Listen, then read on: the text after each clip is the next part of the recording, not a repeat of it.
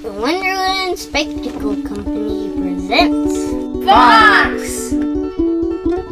Earlier last spring, we saw a fox near a mulberry tree eating mulberries.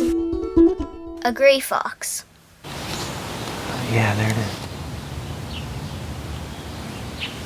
Gray foxes are the oldest kind of fox. A smaller type of fox that's the only type of fox that can climb trees. They're nocturnal. They're up during the night.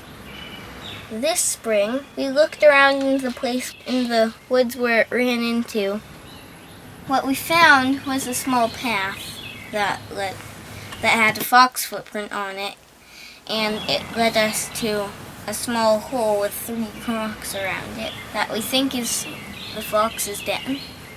We've been going there for a while, and we keep seeing it. Look, the kids came out to play.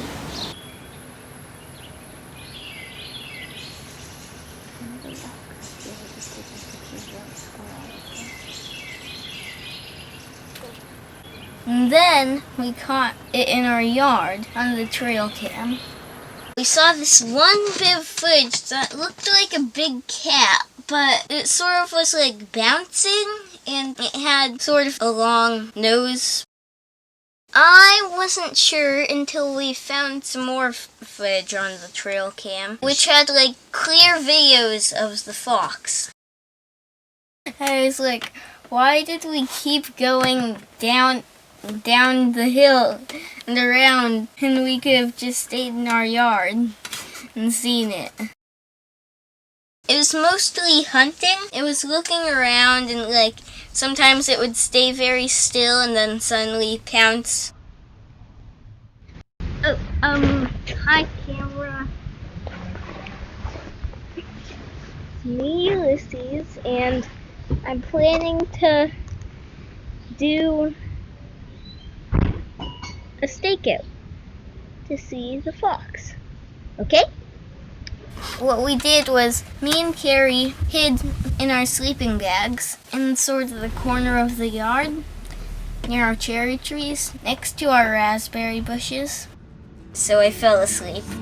And then Kari woke me up when she saw the fox. I was like, oh, what is it? And then Kari's like, it's the fox. The fox is here. And it was like 10 feet away. I was kind of amazed that I could get that close.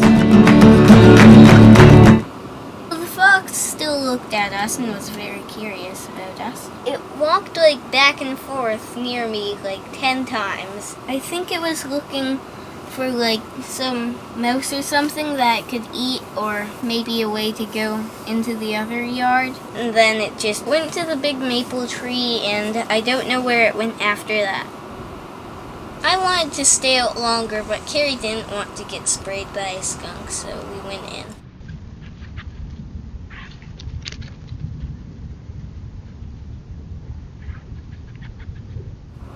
This morning, we got the trail cam, and we took the footage from it, and it mostly came back and did some hunting. It had caught like a rabbit or something. Look, the little one has a meal, too.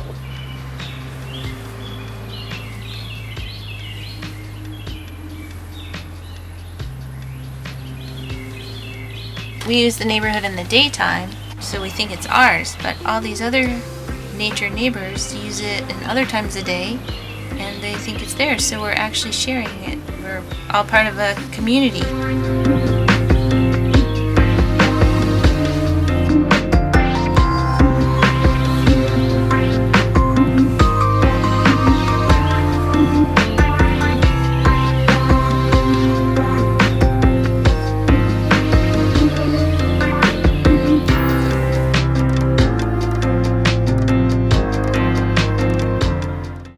Let's make a fox mask. Here's what you'll need: poster board, construction paper, stapler, scissors, and craft glue. Not those glue sticks, those won't work for this. First, fold your poster board in half. I'm tracing an old mask for a template, but you can draw any shape you wish. Just make sure the back of the head is on the fold and the front of the snout is facing away from the fold. Next, you're going to cut out the shape. Don't cut the fold.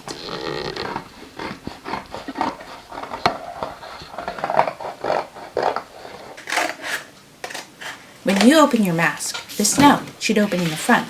The fold should be toward the back of the mask. Next, we'll cut out features. Let's start with the eyes.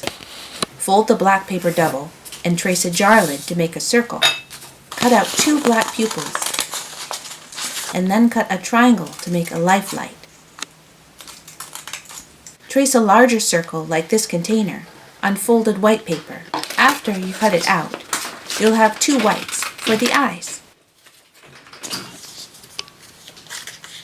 You can make other features tracing your cutout mask for a guide.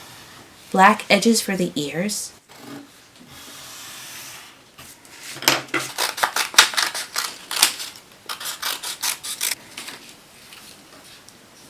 and nose,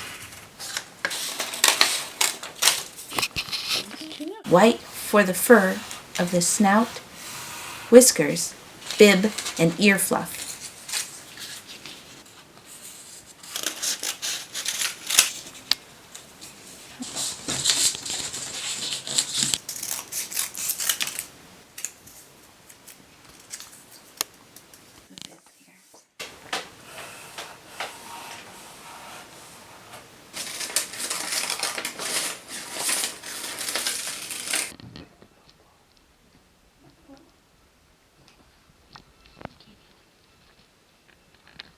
Staple the snout, then glue on the features.